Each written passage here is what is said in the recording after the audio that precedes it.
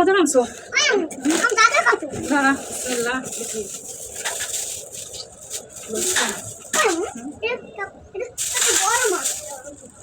এই গাড়িটা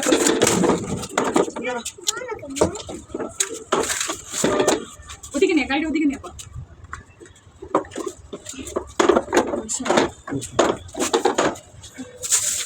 চুল আসছে রে লটকে আবার একটা ইয়া দাও তো পাতি, এই যে গ্যাসের চুলার একটা পাতিল আছে দাও।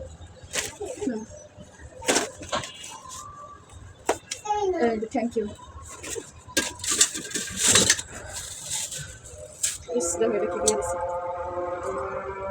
আপনার মধ্যে বাজাই না দিয়ে বাচ্চা বাচ্চা নিতে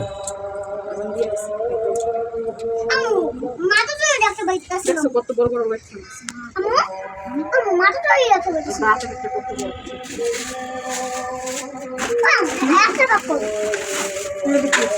গরুর গোস, গরুর গোসটা আমি ফ্রিজে রেখে দিই আচারের জন্য গরুর গোস।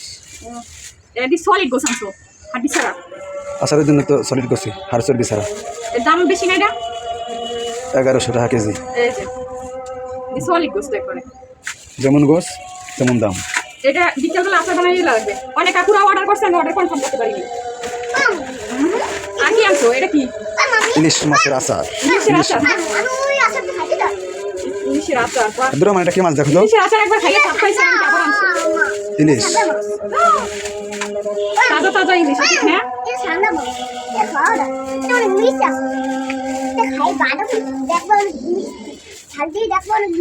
ইলিশের আচার খাইছো? সেই স্বাদ, খাইতে মন চায়। আসসালামু আলাইকুম প্রিয় বন্ধুরা, আমার প্রাণের ভাই ও আপুরা বন্ধুরা সবাই কেমন আছেন? আশা করি সবাই ভালো আছেন। তো এই তো আজকে আমি দেখাবো আজকে আমার সারা দিনে কি কাজ করছি সেটা দেখাবো। আজকে শুক্রবার, আমার দিনটা কিভাবেই গেল। সকাল ভোরে আমি চলে গেলাম আবদুল্লাপুর থেকে আর কি ইলিশ মাছ নিয়ে আসছি, আর আপনার লইটকা মাছ, গরুর মাংস, রুই মাছ। আপনারা অলরেডি দেখতেই পারতেছেন যে আমি কি কি আনছি। তো আর কি আমার গরুর মাংসের আচারটা বেশিটা অনেক আপুরা ভাইয়েরা খেয়ে বলতেছে যে আপু আপনি ইলিশ মাছের আচারটা বিক্রি করেন না, ইলিশ মাছের আচারটা বানান। তো আমার অনেক রিকোয়েস্টের কারণে আমি ইলিশ মাছের আচারটা বানাইতে চলে আসলাম। তো আমার প্রাণের আপুরা ভাইয়েরা, তোমাদের ভালোবাসা এবং ভালোবাসার কারণে আমার উৎসাহ বাড়লো। ইনশাল্লাহ এভাবেই আমার পাশে থেকো, আমি অনেক খুশি।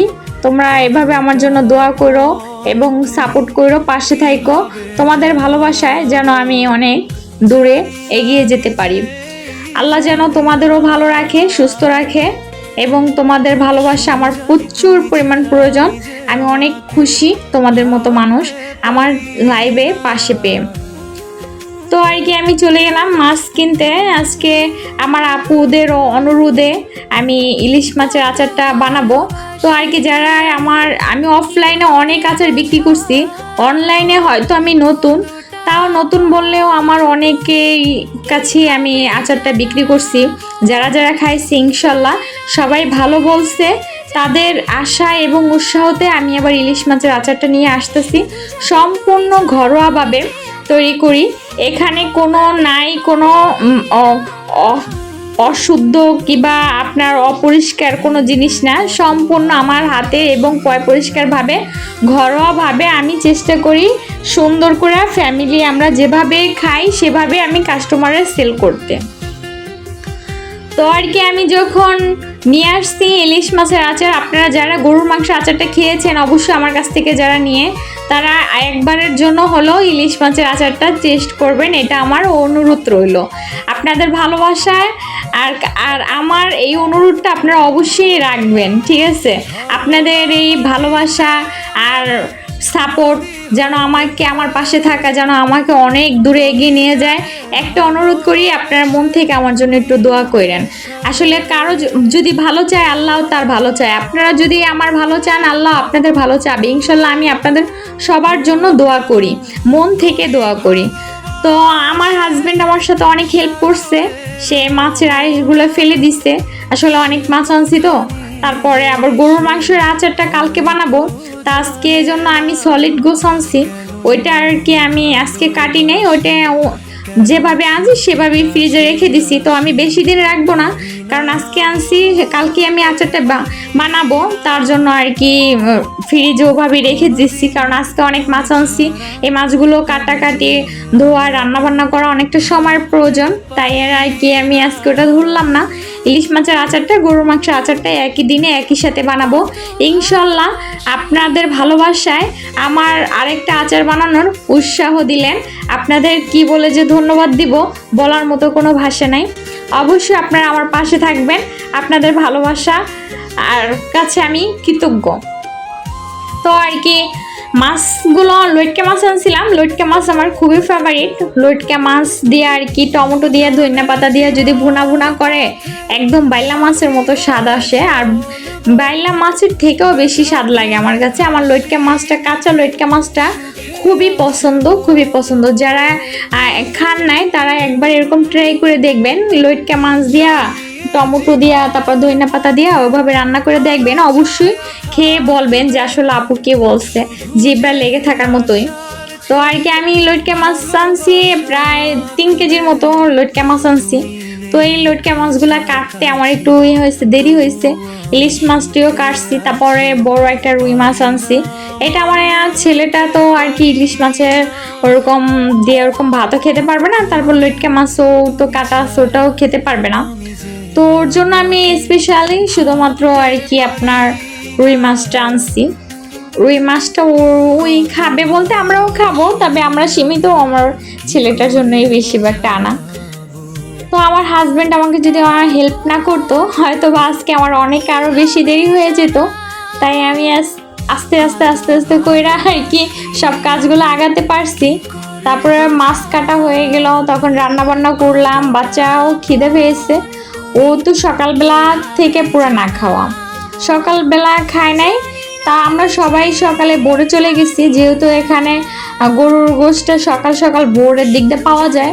তো সকাল গরুর গোশটা কিনে আর কি বাসায় রেখে ফ্রিজে, তারপর চলে গেলাম আপনার আবদুল্লাপুর থেকে, ওখান থেকে মাছ কিনে তারপরেও সেখান থেকে মাছ কিনতে যাওয়া অবশ্যই ইলিশ মাছের দামটা বেশি পড়ছে। তো আর কি আমরা ভাবতে পারিনি আমাদের বাজেটের থেকে ইলিশ মাছটা একটু দামটা বেশি পড়ে যাবে। তো আমরা টাকা নিয়ে গেছিলাম ওরকম করে হিসেব করে যে এতটা কিনবো, তখন আমাদের দেখা গেল যে টাকাটা আর একটু শর্ট পড়ছে। সেটার কারণে আবার আপনার বিকাশে আমার টাকা ছিল ফোনে। আসলে কিন্তু এটা কিন্তু অনেক উপকার থাকে, বিকাশে যদি কারো যদি টাকা থাকে সেটা কিন্তু দেখা গেল অনেক সময় কিন্তু অনেক বিপদে কাজে লাগে। আজকে যেমন হঠাৎ করে আমার বিকাশে টাকা থাকতো না, একটা ভাইয়া আচার নিছিল, সে আর কি বিকাশে আমার ডেলিভারি ম্যানটা বিকাশে পেমেন্ট করে দিছে, সেই আচারের টাকাটাই ছিল। তো ভাইয়াটাকে অসংখ্য ধন্যবাদ যে তার জন্য আজকে আমার বিকাশের টাকাটা ছিল। ওই সময় আমার মানে ওই এমন একটা সিচুয়েশনে পড়ছি যেটা ওটা কিন্তু কখনো কারোর কাছ থেকে ওভাবে টাকা নেওয়ার মতো কোনো ধার দেওয়ার মতো কেউ নাই। তো সেই সময় কিন্তু আমি ওই বিকাশের থেকে টাকাটা উঠাইছি। টাকাটা উঠাইতে ওখানে দোকানও বন্ধ ছিল, প্রায় বৃষ্টি পড়তেছিল, সকালবেলা হালকা বৃষ্টি পড়তেছিল। তার ভিতর থেকে ওই টাকাটা অনেক কষ্ট করে প্রায় আধা ঘন্টার বেশি লাগছে নেবে। তো আর কি ওই মাছ কেনার জন্যই, বিশেষ করে রুই মাছটা কেনার জন্য, তার ইলিশ মাছের তো যে বাজেটের আমাদের থেকে বেশি ছিল। তা এখন কি করব, এত দূর যখন গেছি কিনা তো আনতেই হয়, তার জন্য আর কি কষ্ট হলো, বিকাশের থেকে টাকাটা উঠাইয়া তারপরে আর কি মাছগুলো কিনলাম। তো মাছগুলো যখন কিনছি বেশ ভালোই হয়েছে, মাছগুলো মোটামুটি অনেক ভালোই, ডিম ছাড়া মাছ। তো আর কি একবারেও বড় সাইজ না আর একবারে ছোট সাইজ না, মাঝারি সাইজটাই আপনারা দেখতে পাচ্ছেন যেটা ভিডিওতে, সেটাই আসলে ভিডিওতে কতটা পরিমাণ ক্লিয়ারভাবে দেখা গেছে আমি বুঝতেছি না, তবে কিন্তু মাছটা খুবই ভালো ছিল আর এবং কি মাছ একবারে তাজা।